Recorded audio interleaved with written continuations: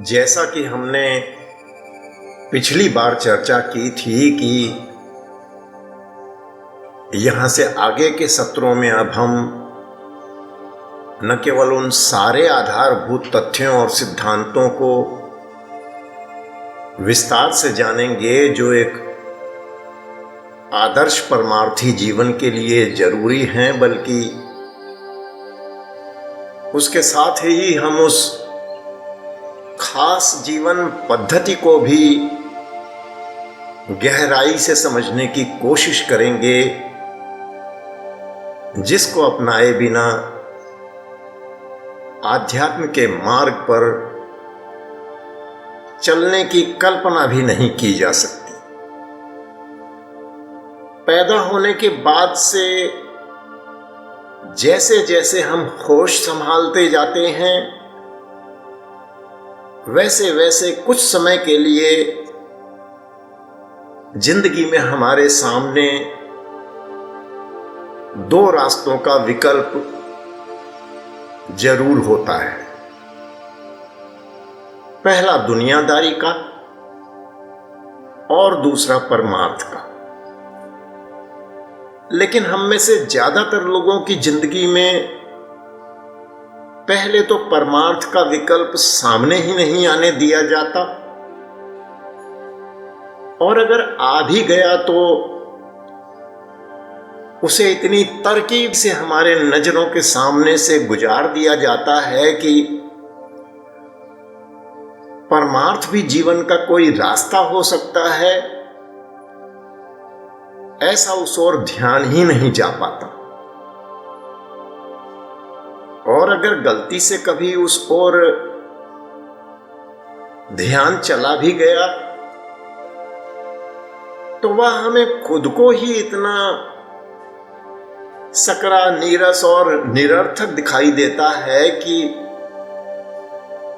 दुनियादारी का रास्ता हम में से हर एक के लिए अपने आप ही नैसर्गिक चुनाव बन जाता है। और फिर आज के इस आधुनिक युग में जहां दुनियावी सफलता जीवन का मूल मंत्र बन गया हो, कोई समझदार व्यक्ति परमार्थ के बारे में सोच भी कैसे सकता है। आमतौर पर माना यही जाता है कि परमार्थ या तो जीवन की दौड़ में हार गए भगोड़ों का रास्ता है या फिर सरफिरों का। धार्मिक तो पूरी दुनिया ही है, पर आज के जमाने में जिस परमार्थ के रास्ते को मध्ययुगीन सोच या मिडिवल थिंकिंग में गिन लिया जाता हो, उस परमार्थ की ओर झांकने तक के लिए अदभ्य साहस और दृढ़ संकल्प चाहिए।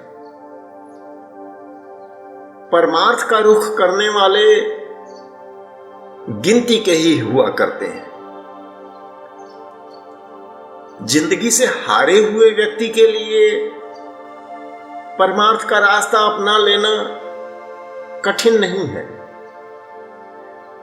लेकिन दुनिया में सफल व्यक्ति के लिए परमार्थ का रुख कर लेना इतना आसान नहीं है। आप सभी लोगों में से ज्यादातर लोग दुनियादार ही हैं और अधिकांश सफल भी हैं। कम से कम दुनिया से हार कर या भाग कर तो नहीं आए। इसके बावजूद अगर आप नियमित रूप से यहां उपस्थित होते रहे हैं तो यह न केवल नैसर्गिक धारा के विपरीत है, बल्कि इसका यह मतलब भी है कि आप सभी परमार्थ के मार्ग को जानने और समझने को उत्सुक हैं। पिछले कई सत्रों के जरिए हमने परमार्थ के मूलभूत सिद्धांतों को जानने और समझने की कोशिश की है। आशा है उन सिद्धांतों को न केवल आपने ठीक से समझा होगा, बल्कि उन पर गहराई से विचार भी किया होगा, क्योंकि बिना विचार किए आप परमार्थ के रास्ते पर एक कदम भी नहीं चल सकते। धर्म आस्था का विषय है। वहां आप ज्यादा सोचते नहीं, बल्कि वहां आप अक्सर कुछ सोचें उसके पहले ही श्रद्धा से आपका सिर झुक जाता है। लेकिन परमार्थ जिज्ञासा का मार्ग है, वैज्ञानिक सोच और खोज का रास्ता है। परमार्थ के रास्ते में आप सैकड़ों सवाल करते हैं और उन सवालों का जवाब खोजते हैं। अपने मन बुद्धि की, दिल और दिमाग की पूरी तसल्ली करते हैं। धर्म के विपरीत परमार्थ में आप खुद को खोजबीन का पूरा मौका देते हैं और यह पूरी तरह से सुनिश्चित करते हैं कि आप सही रास्ते पर हैं। ऐसा सुनिश्चित कर लेना न केवल आपके अपने हित में है, न केवल परमार्थ खुद भी इस पर बहुत जोर देता है,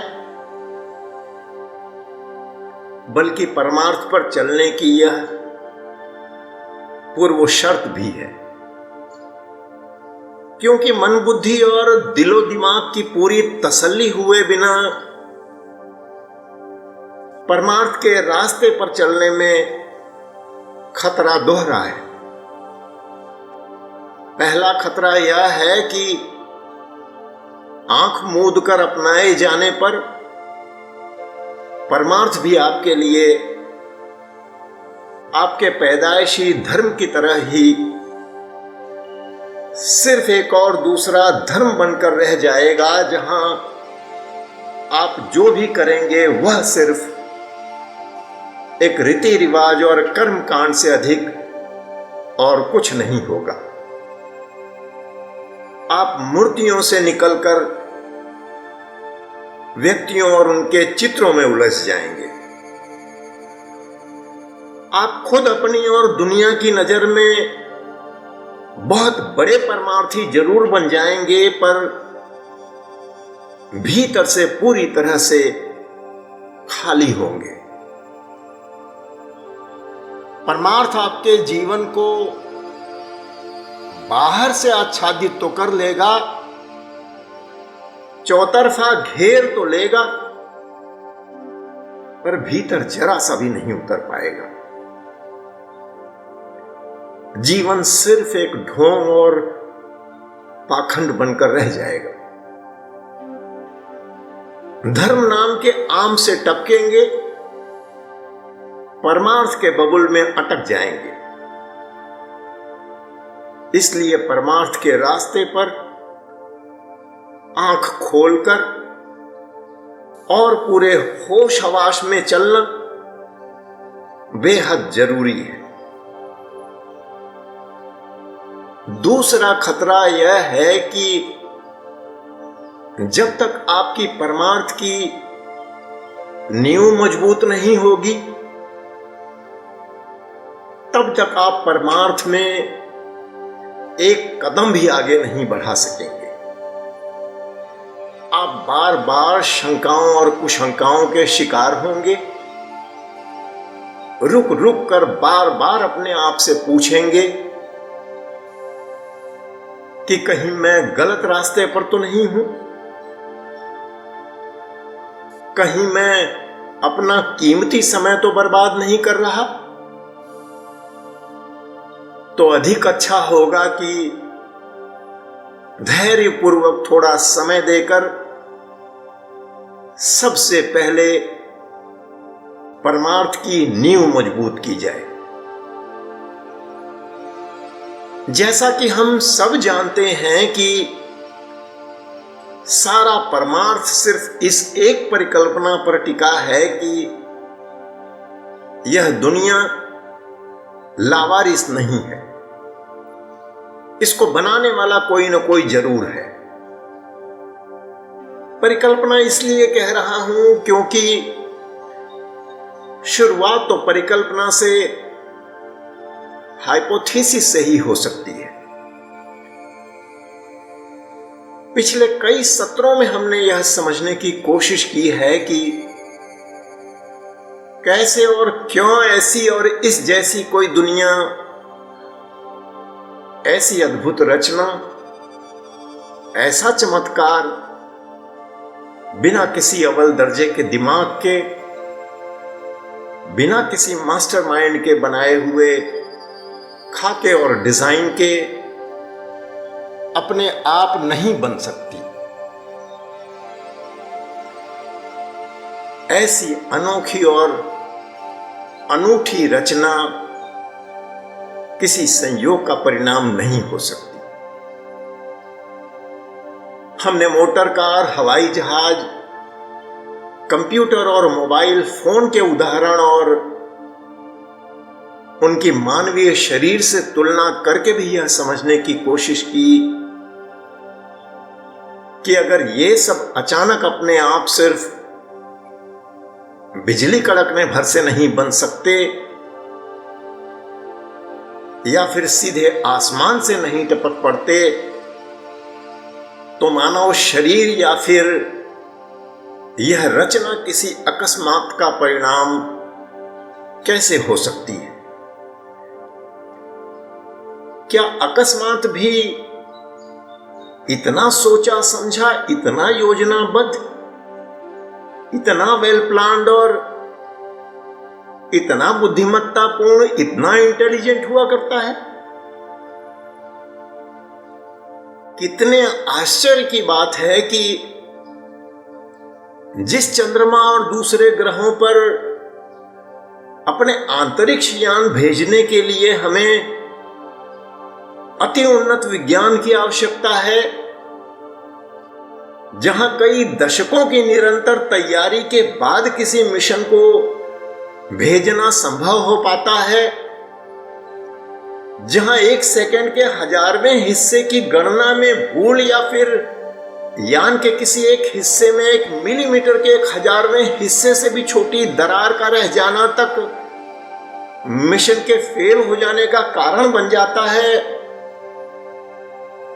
जिस विज्ञान का सहारा लेकर आज तक अपने यानों को हम अंतरिक्ष में भेज पा रहे हैं, जिस विज्ञान को बनाया हमने नहीं है, सिर्फ बरसों की तपस्या से बस खोजा भर है, जिस विज्ञान को हमें तो खोजने की जरूरत पड़ी, वही इतना बारीक और उन्नत गणित वाला विज्ञान न केवल खुद अपने आप बन गया, बल्कि उसने खुद ही अपने ज्ञान का इस्तेमाल करके ऐसी अनोखी दुनिया भी बना डाली, और वह भी सिर्फ किसी अकस्मात या बस किसी संयोग के जरिए। तो हमारे विज्ञान की दृष्टि में ये संयोग भी न केवल वैज्ञानिक होते हैं, बल्कि कभी कभी बहुत बुद्धिमत्ता भरा काम भी कर लेते हैं।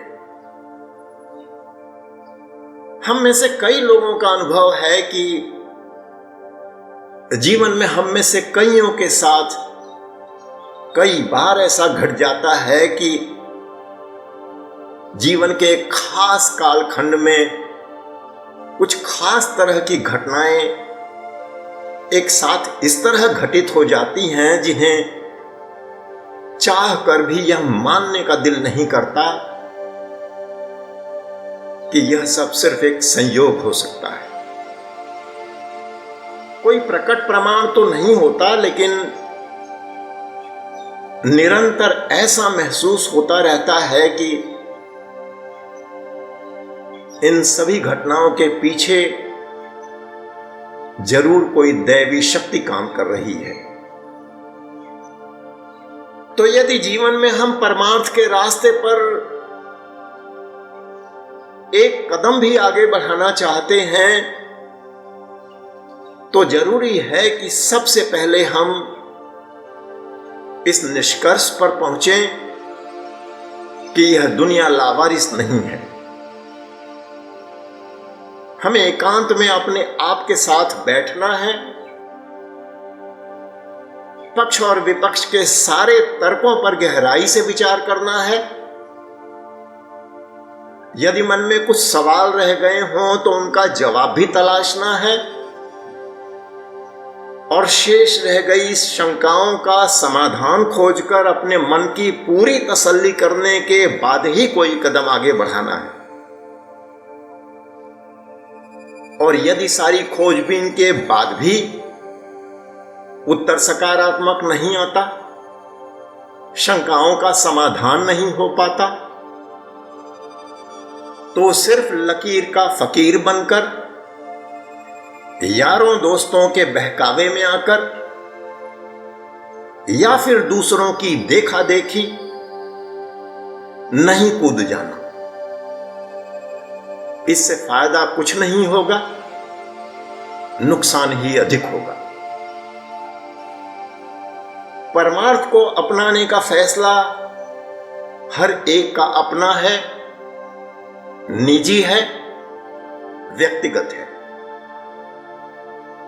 यदि आज आप खुद पर किसी तरह का दबाव डालेंगे या किसी को डालने का मौका देंगे तो कल को आपका मन विद्रोह कर देगा। इस रास्ते पर चल तो फिर भी नहीं पाएंगे, ऊपर से समय और बर्बाद होगा। सो जल्दबाजी करते हुए कूद पड़ने के बजाय धैर्य रखकर प्रतीक्षा करना कहीं ज्यादा अच्छा है। यदि आपके रोम रोम को परमात्मा के अस्तित्व पर भरोसा नहीं है तो परमार्थ आपके कंठ से नीचे कभी उतर ही नहीं पाएगा। और यदि परमार्थ आपके कंठ से नीचे उतरता नहीं तो न तो आप में जरूरी परिवर्तन आ पाएगा, न ही आप में इसके लिए जरूरी कदमों को उठाने का साहस, आत्मबल और दृढ़ संकल्प पैदा हो सकेगा, और न ही वह कुर्बानी और कीमत देने की तैयारी आ पाएगी जो किसी भी महान उद्देश्य की सिद्धि के लिए बेहद जरूरी होती है। ऐसे दृढ़ संकल्प की अनुपस्थिति में परमार्थ आपके लिए सिर्फ एक ऐसी कार्रवाई बनकर रह जाएगा, एक ऐसी खाना पूर्ति भर होगा जहां बरसों निकल जाने के बाद भी आप इस रास्ते से कुछ ज्यादा फायदा नहीं उठा पाएंगे। कहने को तो आप भले ही एक महान मार्ग के अनुयायी होंगे, पर हकीकत में भीतर से फिर भी कोरे ही रहेंगे। तो जब तक हमारा रोम रोम उसकी उपस्थिति के एहसास से अभिभूत न हो उठे तब तक प्रतीक्षा करनी चाहिए। अगले सत्र में हम समझेंगे कि परमार्थ के रास्ते पर आगे बढ़ने की दूसरी सबसे बड़ी जरूरत क्या है।